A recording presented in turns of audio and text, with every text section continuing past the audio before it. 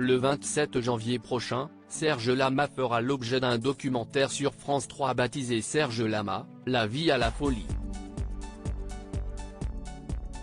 Le chanteur va notamment faire des révélations sur sa mère Georgette, une femme qu'il a qualifiée de monstre. Si est-il l'heure du bilan pour Serge Lama? Le 11 février prochain, le chanteur célébrera son 80e anniversaire. Une nouvelle étape de sa vie qu'il s'apprête à entamer avec sérénité. En février 2021, il a même épousé sa nouvelle compagne, Luana Santonino, de 35 ans, sa cadette. Il vient aussi de sortir un album baptisé mais qui vient cependant sceller la fin de sa carrière. L'interprète de Je suis malade est donc prêt à ouvrir un nouveau chapitre de sa vie, mais avant, il s'est confié dans le documentaire Serge Lama, la vie à la folie, diffusé le 27 janvier prochain sur France 3. Devant les caméras de Mireille Dumas, il a retracé sa vie à travers ses plus belles chansons et a évoqué notamment les femmes qui ont marqué son existence, comme sa mère Georgette, possessive et tyrannique. Serge Lama très cache sur l'attitude de sa mère dans le documentaire. Serge Lama fait ainsi référence à la chanson Les Ballons Rouges.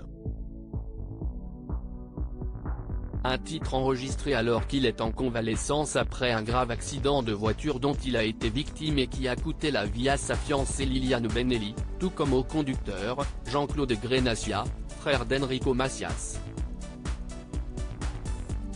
Dans le morceau, le chanteur y évoque son enfance misérable où il se lavait dans une cuvette et une fois par semaine pour aller à la messe, comme il l'a révélé dans un extrait dévoilé par Télé Loisirs. Même adulte et malgré son succès, son existence n'est pas devenue plus rose en raison de l'attitude de sa maman. Cette dernière était loin d'être impressionnée par le succès de son fils. Elle est arrivée à Bobino en 1968, elle est venue dans ma loge et m'a dit « Tu devrais nous remercier, si est grâce à nous que tu as écrit Les Ballons Rouges ». Elle m'a dit ça, ma mère. Je crois que j'ai dû être un peu interdit, a-t-il révélé.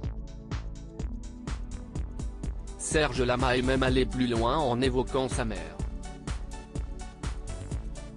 C'était un monstre, ma mère, a-t-il déclaré. Quand j'ai été super vedette, que je réunissais 300 000 personnes au Palais des Congrès 2 fois de suite, elle me disait, tu vois, t'as ton nom là-haut. Bah je préférerais que tu sois avocat et que tu viennes toutes les semaines à la maison. C'était une possessive à un point incroyable. Pour mon père, pour moi, pour tout. Un triste constat.